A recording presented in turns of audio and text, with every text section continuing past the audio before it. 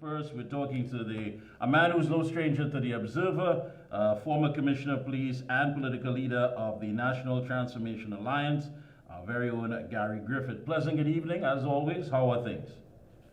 Hi, good evening. Always my pleasure to be on. Thank you so much.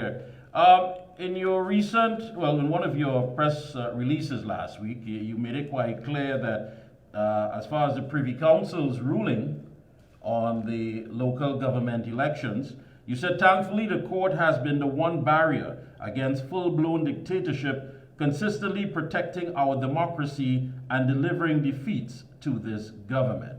And you went on, of course, mentioning some stuff as far as interception of data on your wife's phone, your phone, the court instituting a temporary injunction to prevent the FIU from accessing financial accounts because there was no justification, and so many things. I mean, when you look at it, I mean, where are we now as a nation? Well, where we are, it is no longer a democracy. You can't perceive it as that based on our constitution, but our constitution is so flawed, it is what I refer to it as democratic dictatorship, where you have one individual who handpicks a president, arguably a chief justice, president of the Senate, speaker of the House, also possibly the independent senators who are appointed by someone who's politically appointed, all of the independent institutions, inclusive of that of the Police Service Commission, the Commissioner of Police, the Chief of Defense Staff, the head of the SSA. So, and this is what happens now. So, the one institution that has not yet been compromised or politically manipulated is our justice system. And because it has gone to the Privy Council, this is not in any way to cast anything on those who had made the initial decision to state that the decision made was legitimate. But it shows that the justice system cannot be in any way manipulated by this dictatorial government. As you mentioned, when you reach a point that governments are using institutions in law enforcement to intercept phones of political opponents, trying to direct commissioners of police, give them $45 million to hire attorneys to arrest political opponents, and get upset if the commissioner does not do that to the point of you will have him removed. Trying to use the FIU to dig into the finances of political opponents in the hope that you can find something, going on a fishing expedition to witch hunt. Look at the situation with the Brent Thomas matter. People already lied to the country. But to say that the government does not know, that was a lie. I was a Minister of National Security. I was a Commissioner of Police. The Commissioner has no authority to send police officers outside of Trinidad and Tobago. He or she has no authority to get the approval of that CARICOM aircraft. So the government was part of this, and they aided and abetted, and that is why it is that they are concerned that they themselves may be arrested as being aided and abetted in an abduction. So you have the Brent Thomas matter, even the audit, where they try to hire civilians, handpick them to investigate and in a police service that the court said it was totally irrational. They actually banned a prime minister from laying it in parliament because parliament is the one place where the government can lie and mislead the country and not be sued. So this here, the pattern of what we have seen here with the local government election going to the Privy Council is yet another factor to show. And what makes it worse is that you have an incompetent, deceitful Attorney General that has the audacity to basically threaten law-abiding citizens and the media not to publish the findings, and then try to feel that people are so naive that to believe that what was said in that Privy Council ruling was in the benefit of the government. And he does that all the time. Every time they lose a case, I have filed injunctions on one, I have taken them to court with audit on one, and they will lie and then try to say, no, we really won. So it shows what this government is, and it is, as I said, this is what is known as democratic dictatorship. And Gary, you're right about that. And what kind of, well, I shouldn't say surprised me, but the fact that you have people who would allow their good names to be tarnished, their reputation could be generationally built through their family or whatever in certain positions, whereas according to trying to sell to the public that the government won despite clear facts that they were defeated, and just by persons attempting to virtually threaten the media and the public about making comments pertaining to this landmark judgment. Now, when you see these things unfolding, does it reinforce your decision why it is you've entered the political arena? Oh, definitely, because I could have done the easy thing. Narrow is the path that leads to righteousness, broad is the way that leads to destruction. I could have done the simple thing and remain as a commissioner of police, toe the line, which many people have done. But the way my parents brought me up, I have a responsibility. I have children. I would like them to look up to me, and for me to be able to do the wrong thing and accept the fact that the government will say, look, take this $45 million and try to arrest political opponents. And I turned my back and said, I told them where to get off. Now, these type of things is what has caused me to have to turn to politics, because unfortunately, if this continues, this country is going to sink. It is quicksand. And I think even is that because of the support that I have nationally, I will have to utilize that support to ensure that this country can get back into a proper situation that it can be a democratic country. Because what we're seeing now is hate, anger, malice, vindictiveness, racism. You're trying to divide the country, but you claim that you want to rule the country. And that is where it is. I had to get back in. And I'm rest assured that so-called third constituency has always been the catalyst and the decision towards any election in this country. Now, as political leader of the NTA, you sent out word for those folks who are interested in the local government election. Usually when there's a new party on the scene, one may not want to test the waters with the local. Why? Why has the NTA decided to participate? Well, there are certain political parties, and you have seen one individual alone in the party. He alone will speak on behalf of his party because he has nobody else. So, and on most occasions, that party may not even take part in the election. That really and truly is what is known as an activist group. And there's nothing wrong with that. You need that. We are not an activist group. We intend not to govern, but to serve. So you can't be a political party, form yourself as a political party, and then when time comes down for you to step up to bat, you will try to pull back because you may be concerned. We certainly have no concern. You would have seen when Express did a poll and it was asked who the country wanted as the president. There was a vast majority that supported me. It was over 80%. As Commissioner of Police, it was 89% national support, and that means that actually cuts into the base of the PNM, which is why certain persons in the PNM were very fearful. The game plan by the PNM is that, okay, Rowley is the problem, so we'll remove Keith Rowley. Let me tell you, Trinidad and Tobago, that is not going to help, because Keith Rowley has 2 minions, 2 leprechauns, 2 mini-me's. I'm not calling names, but those individuals will still be there. They are going to remain there to do the work of Keith Rowley. So this is nothing against the PNM. This is against what is known as the RPNM, the Rowley PNM. The PNM before was a party that they will make mistakes, but they had the right intentions under the leadership of whether it be Patrick Manning, George Chambers, Eric Williams. The same with the UNC or the People's Partnership with Kamala Prasad-Bissessar, Basdio Pandey. But never have we seen a country that is so fearful that we've seen victimization, dictatorship, hatred, malice, anger, to the point that a prime minister will say, this man may have reduced crime. The majority of the country wants him back as commissioner. I don't care what you say. This man has now stated that even though I'm the prime minister, I am willing to help you reduce crime. And basically he says, my ego, my hatred, my arrogance, my vindictiveness takes precedence over what is right for the country. We rather see the country drown in blood than to do what is right. And you actually had a handful of PNM supporters in that Toko meeting, similar to what you see if you ever went to SeaWorld in Orlando. Yeah. The seals are just put aimlessly. You don't care that this could affect your children or your spouse, your assets, because your political leader says so. This is why I got back into politics, to ensure that the country is taken back and led by the citizens of this country and not one. And the mere fact to focus and concentrate on the issues itself, the core issues, that is something that sometimes is sidelined. I mean, we talk about code of conduct, we talk about how it is that we're going to go about having a campaign, but it always seems to boil down to race. And that factor always rears its ugly head when in fact the real issues are the ones that we need to concentrate on. What makes the NTA different when it comes to laying out their strategy to deal with the issues and not focus on race or be sidetracked by race? Well, certain political leaders, that is what they do. They go out of their way to cause the division and try to make sure you solidify your base in the hope that you can win an election. When that third constituency comes along, those persons who are neither ketchup nor mustard, those who are not PNM till they're dead, who are born at UNC and are die at UNC. And there's nothing wrong with that. But when that third constituency opens itself, it acts as a catalyst towards the decision and the results of an election, one way or the other. The decision that third constituency would decide who is in government.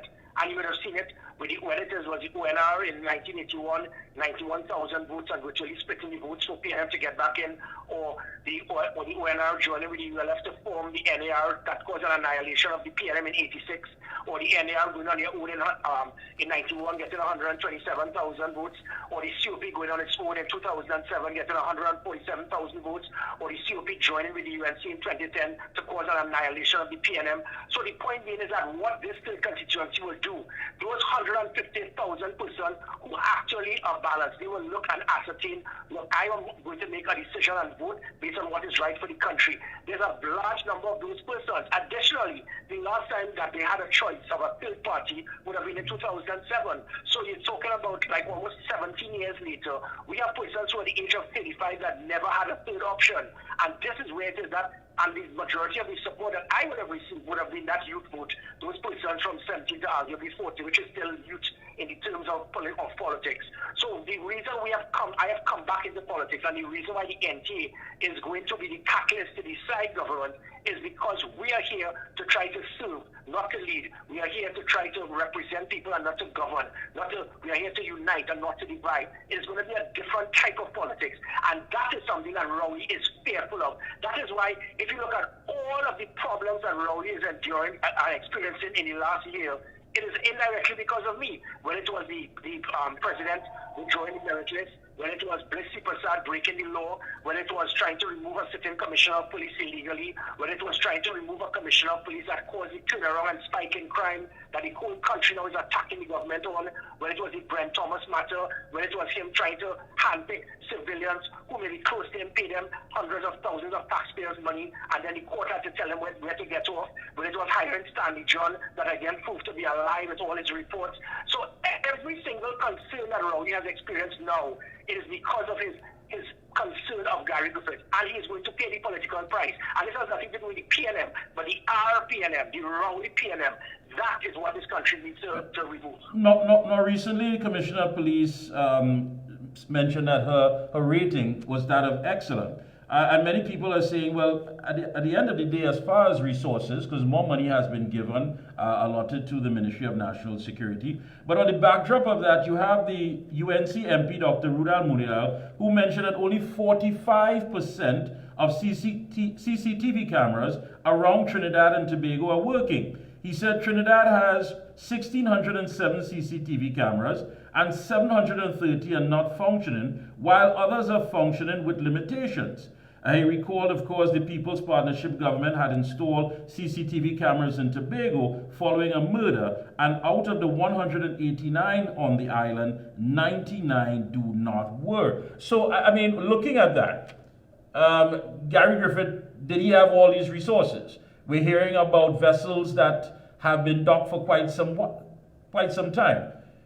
Is it then, do you feel somewhat vindicated in the fact that you understood how it was to manage the situation while others seem to just simply be out of their element? Yeah, well, what Member Parliament Muriel stated, I don't know how we got that information, but it's all 100% accurate.